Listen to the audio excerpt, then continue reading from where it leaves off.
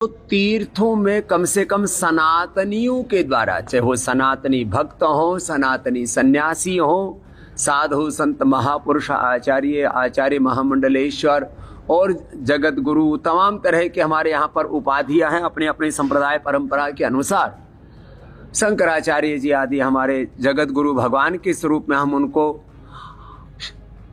भगवान शंकर का और हमारे श्रद्धेय पूजनीय शंकराचार्य जी भगवान जी का हम उनको विग्रहवान स्वरूप मानते हैं।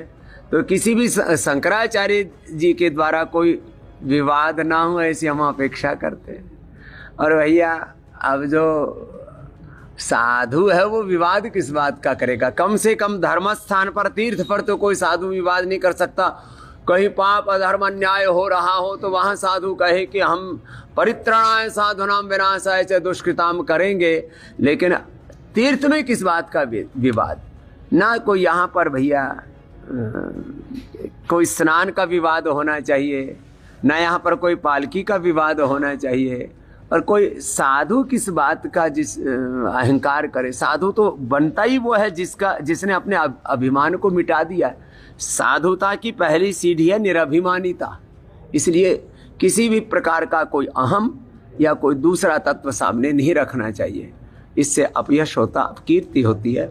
हमारे विरोधी तो दूसरे जो सिर तन से जुदा करने वाले ही बहुत हैं, जो गजवाए हिंद कायम करना चाहते हैं हिंदुस्तान में, जो अलग अलग प्रकार से कोई यहाँ पर ईसाईकरण कर रहा है, कोई मुल्क का देश का कोई इस्लामीकरण कर रहा है, कोई और अलग अलग प्रकार के उल्टे पुल्टे कामों में लगा हुआ है। तो सनातन के शत्रु बाहर ही बहुत, उन्हीं से हम लड़ लें, आपस में तो ना लड़ें।